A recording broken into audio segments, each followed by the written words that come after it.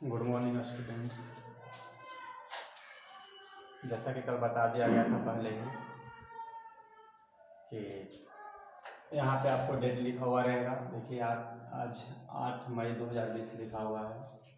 Physics class 1 मतलब physics chapter का पहला दिन क्लास आज चल रहा है यूट्यूब के द्वारा।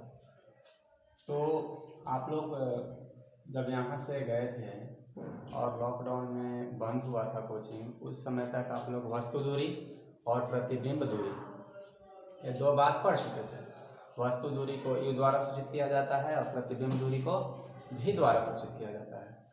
लेकिन अब क्या करेंगे, देखिए आगे, उसके आगे देखिएगा, जस्ट नोट करते जाइएगा कॉपी पे। जहाँ तक लिख लिए हैं उसके आगे यहाँ पे देखिए, अब इस बात को लिखना है, पहले समझेंगे फिर लिखेंगे। मैं बार बार बोलता हूँ। देखिए यहाँ पे दिया हुआ है, बगल के चित्र में वस्तु दूरी और प्रतिबिंब दूरी को बताएं। अब यह चित्र है, इस पे देख कर बताना है कि वस्तु दूरी कितना है, प्रतिबिंब दूरी कितना है। वस्तु दूरी यानी कि u बराबर कितना है और प्रतिबिंब दूरी कहने का मतलब कि v बराबर कितना है। तो चलिए देखते हैं u बराबर कितना है, v बराबर कितना है। तो यहाँ पे फिगर देखेंगे तो u बराबर हो जाएगा, हमारा आंसर है u बराबर, बताइए यहाँ पे u कहने का मतलब है कि वस्तु दूरी कितना है।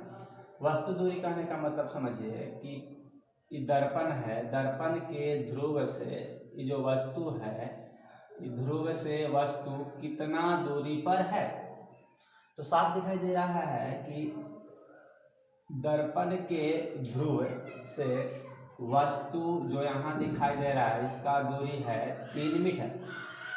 तो दर्पण के ध्रुव से वस्तु की दूरी 3 मीटर है, अर्थात वस्तु दूरी 3 मीटर हो गया।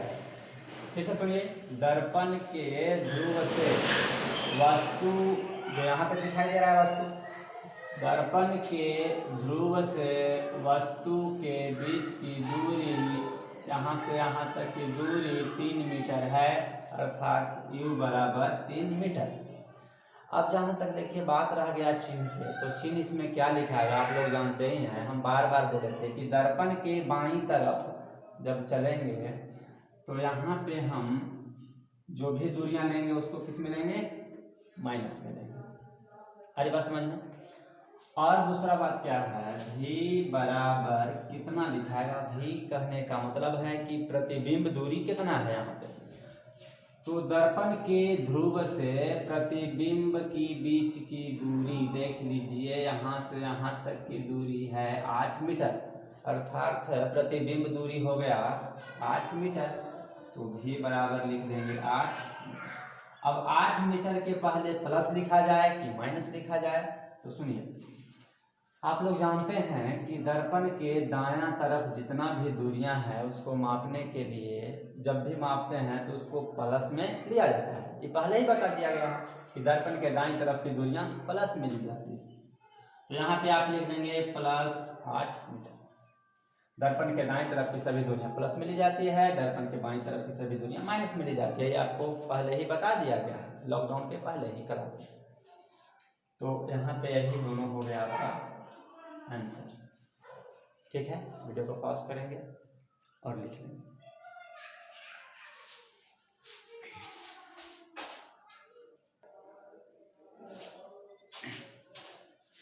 देखिए आगे है दर्पण सूत्र।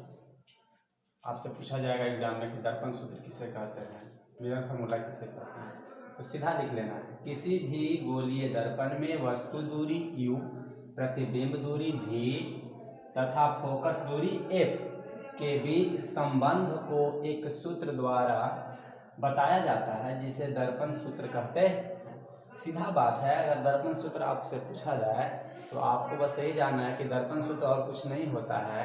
किसी भी गोलीय दर्पण में u वस्तु दूरी, v प्रतिबिंब दूरी और f फोकस दूरी के बीच एक संबंध होता है, रिलेशन होता है, और कुछ ज़्यादा नहीं जानना है।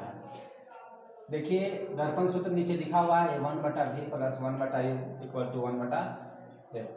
तो आपको बस बात को लिखना है और फिर रट जाना है। ये एक संबंध होता है u, v और f के बीच। आपसे दर्पण सूत्र पूछा जाएगा, आप यहाँ से यहाँ तक लिख देंगे। आगे देखिए, आपसे आवर्धन भी पूछा जा सकता है। तो आवर्धन देखिए, सीधा परिभाषा लिखा हुआ है, प्रतिबिंब की ऊंचाई और वस्तु के ऊंचाई के अनुपात को आवर्धन कहते हैं। इतना ही बात लिख देना है। और नीचे लिखा हुआ है, आवर्धन को एम अक्षर द्वारा सूचित किया जाता है। आपसे पूछा जा सकता है आवर्धन को किस अक्षर द्वारा सूचित किया जाता है, तो एम अक्षर द्वारा, क्योंकि देखिए आवर्धन का इंग्लिश होता है मैग्निफिकेशन। मैग्निफिकेशन का शुरुआती लेटर एम है, इसीलिए एम से सूचित किया जाता है आवर्धन को। अब वीडियो को पॉज करेंगे और लिख लेंगे, तब आगे बढ़ेंगे।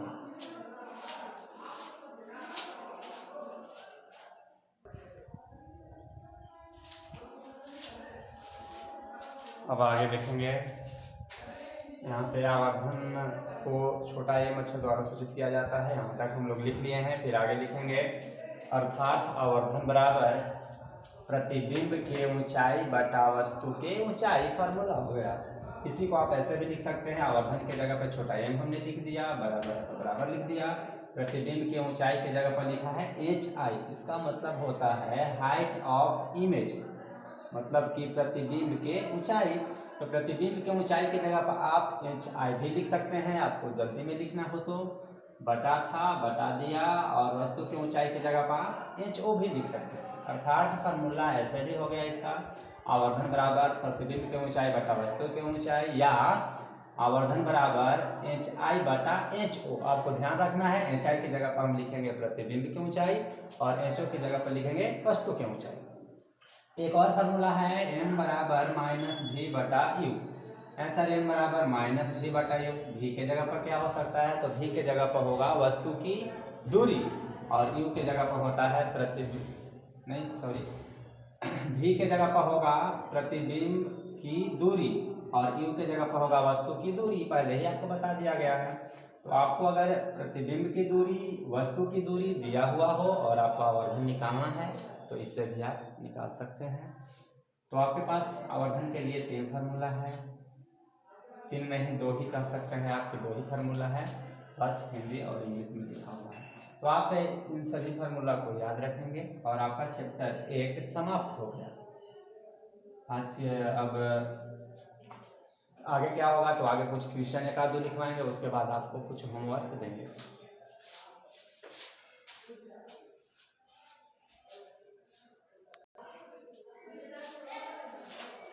चलिए, चैप्टर समाप्त हो गया है एक, लेकिन फिर भी हम लोग 1-2 क्वेश्चन बना लेते हैं। यहाँ पे देखिए क्वेश्चन दिया हुआ है, बगल के चित्र में आवर्धन का मान क्या होगा। आवर्धन निकालना है चित्र को देखकर। तो सीधा देखिए, आवर्धन निकालने के लिए हमको प्रतिबिंब की ऊंचाई चाहिए और वस्तु की ऊंचाई चाहिए। अगर प्रतिबिंब की ऊंचाई और वस्तु की ऊंचाई ये 2 मिल जाता है, तो हम लोग आवर्धन निकाल लेते हैं। तो यहाँ पे फिगर में देखेंगे, यहाँ पे प्रतिबिंब ये है, प्रतिबिंब की ऊंचाई साफ दिया हुआ है 20 मीटर। तो हम लिखेंगे height of image equal to 20 metre, मतलब प्रतिबिंब की ऊंचाई 20 मीटर है। और देखिए वस्तु की ऊंचाई ये है, वस्तु की ऊंचाई देखिए कितना है, 5 मीटर। कहने का अर्थ हुआ HO बराबर है 5 मीटर। अब बताइए, आवर्धन हम लोग निकाल लेंगे। आवर्धन बराबर होता है HI बटा H। यहाँ पे देखिए HI के जगह पे लिखेंगे 20 और HO के जगह पे लिख देंगे 5। 5 से काटेंगे तो 4 प्राप्त होगा, अर्थात 4 ये हो गया आपका आवर्धन। एक बात आपको याद रखना है कि यहाँ m बराबर 4 जो आया, 4 मीटर या सेंटीमीटर या कोई भी यहाँ पे मात्रक नहीं देंगे, क्योंकि आवर्धन का कोई मात्रक नहीं होता है। तो m बराबर केवल 4, इतना ही हो जाएगा आपका आंसर। लिख लेंगे।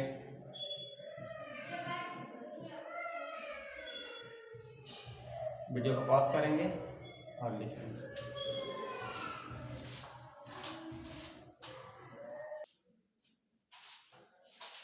अब आगे देखेंगे, यहाँ पे लिखा हुआ है आवर्धन का मात्रक क्या है। तो आपको सीधा ही आंसर देना है, आवर्धन का कोई मात्रक नहीं होता है।